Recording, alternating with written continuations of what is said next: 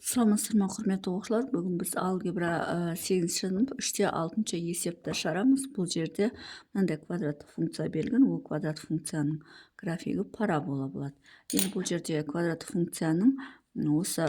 функцияның параболаның төбесін табу керек және симметрия өрісін табу керек бізге.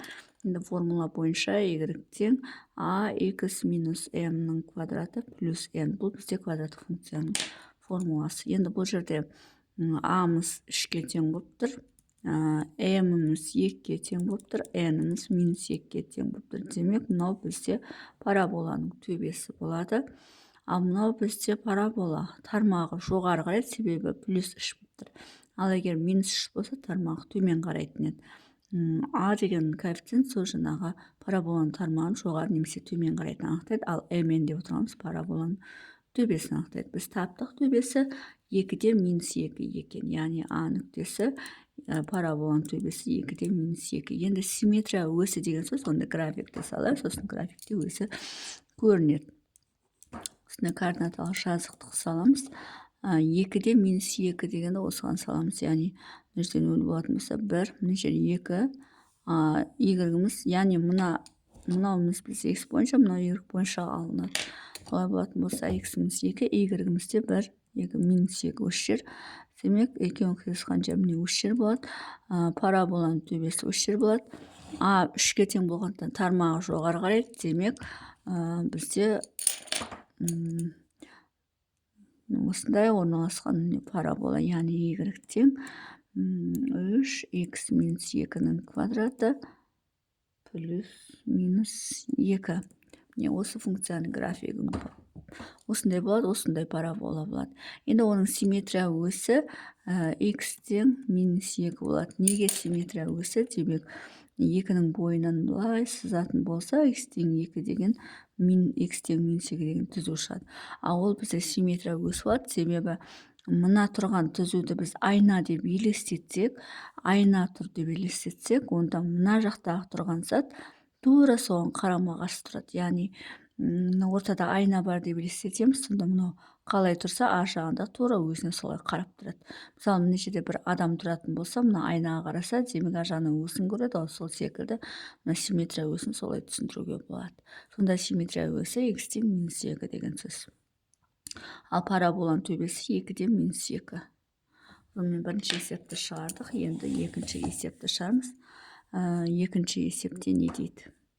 Екінші есепте бұл мысалда көрсетілген екен, сонда да бір шығарып өтейін. Бұл қалай шықты? Y тең 3 азайту 2x минус x квадрат. Минусты жақшаның сыртына шығарып жіберейін. Минус жақшаның сыртына шығарып 1x квадрат жазайын. Мынада минус кетсе плюс 2x болады. Минус кетсе минус 3 болады. Осы жерде мына бізде екі өрнектің қосындысының квадратының жартысы деген сөз. Олай болатын болса y тең минус, мына бізде x плюс 1-дің квадратының жартысы. Ашатын болса x квадрат плюс 2x плюс 1, плюс 1 артық болғандықтан минус 1 деп аламыз. Минус 3 болады. Яғни мынаны ашатын болсақ, бізде x квадрат плюс 2x плюс 1 болады. Мынау беріледі x квадрат плюс 2x, бірақ 1 артық болғандықтан бізді алып тастаймыз 1-ді. Сосын барып минус 1 болады, минус 3 болады. Енді осы жерден минус x плюс 1-дің квадратын жазамыз. Сөйтемізде, мына екеуін қосылып минус 4 болады. Ол минус 4-ті мына жақшаның сыртына шығарамыз, мына минуспен плюс 4 болып шығады. Сонда бізде осындай квадраттық теңдеуге келеді. Яғни бұл жерде a деп отырғанымыз минус 1-ге тең болады, m деп отырғанымыз минус 1-ге тең болады, n деп отырғанымыз 4-ге тең болады. Сонда парабола төбесі табылды минус 1-де 4, ал жаңағы параболаның тармағы төмен қарайды, ал симметрия өсі x-те минус болады. Енді графигін салып көреміз. Графигін мұнда салайын. x, y деп алатын болсақ, минус 1-де 4, яғни x-іміз минус 1, y-іміз 1, 2, 3, 4, міне осы жер болады. Сонда параболаның төбесі осы жерде орналасады. Ал енді минус 1 болғанда параболаның тармағы төмен қарайды. Демек, парабола осылай орналасады деген сөз. бұл бізде y тең минус x плюс 1-дің квадраты плюс 4 деген сөз. Енді симметрия өсі мына x тең минус 1 болады. X тең минус 1 болады. А параболаның төбесі минус 1-де 4 болады. Симметрия өсі минус 1 болады. Бұл бізде екінші есептің шығарылуы. Үшінші есепті шығарамыз. Үшінші есеп y тең x квадрат плюс 12x плюс 22. Енді бұл жерде тағы да формула келтіреміз, яғни бастапқы формула бізде y тең a x минус m-нің квадраты плюс n квадраты функцияның формуласы, осыған келтіреміз. Бұл жерде y тең бізде екі өрнектің қосындысының квадратын жартысы болып тұр, яғни x плюс 6-ның квадраты болады. Ашатын болса x квадрат плюс 12x болады, плюс 36 болады. 36 жоқ болғанда минус 36 деп жазамыз. И плюс 22. Y тең x плюс 6-ның квадраты, енді 36, минус 36 көп болғанда мынадан аламыз, сонда 4, 14 болады. Сонда бұл жерде a-мыз 1-ге тең болып тұр, мына жерде 1-ге тең. m-міз минус 6 болып тұр, n-міз минус 14 болып тұр. Демек, параболаның төбесі минус 6-да минус 14, а 1 болғандықтан параболаның тармағы жоғары қарайды, және симметрия өсі x тең минус 6 болады. Енді көрейік графигін салып. Бұлай салып қояқ, себебі бұл төмен жақта орналасады. m минус 6-да минус 14 дейді. 1, 2, 3, 4, 5, 6, минус 6 3 жердесек, 1, 2, 3, 4, 5, 6, 7, 8, 9, 10, 11, 12, 13, 14, міне 3 жерге барады, минус 14. Сонда мынау бізде параболаның төбесі болады. Енді a-мыз 1-ге тең болғандықтан тармағы жоғары қарайды. Тармағы осылай жоғары қараған парабола болады. Яғни бұл бізде y тең x плюс 6-ның квадраты минус 14 деген функцияның графигі. Енді симметрия өсі әдеттегідей сол минус 6 болады. Яғни x тең минус 6 деген сөз. Бұл бізде симметрия өсі. Бұл бізде үшінші есептің шығарылуы. Енді төртінші есепті шығарамыз. Y тең минус x плюс 1-дің квадраты плюс 3. Енді бұл жерде ешқандай ештеме табудың қажеті жоқ. Автомат түрде a тең минус 1, m тең минус 1, n тең 3 деп алсақ, мынау бізде параболаның төбесі болады.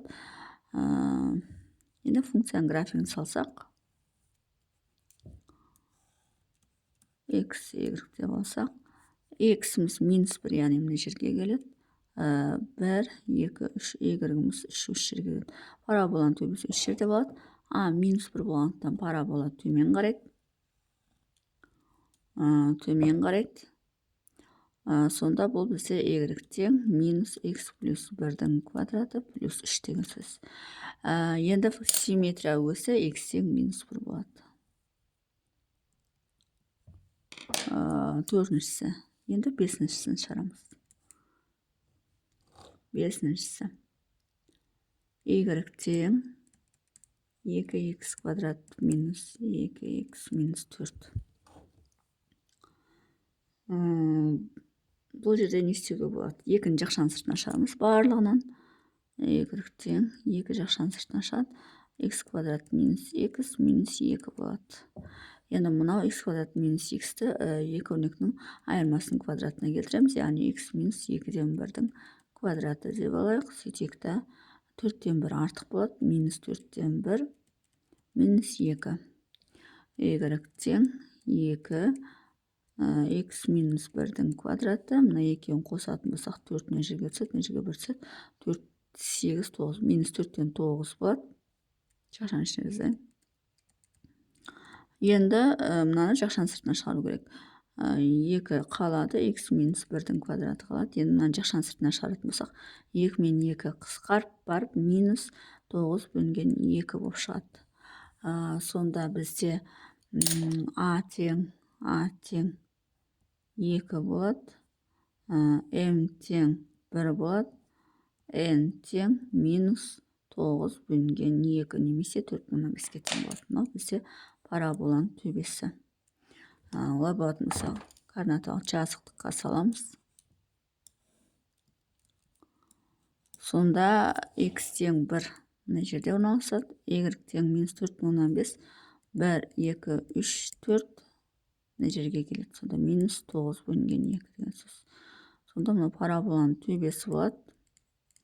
А тең 2 деген парабола жоғары қарайды деген сөз. Демек, осы нүктеден парабола былай жоғары қарайды деген сөз. Енді осы жерден мынау бізде y тең 2x минус 1-дің квадраты минус 9 бөлінген 2 деген функцияның графигі. Ал бізде x тең 1 деген сөз симметрия өсі болады.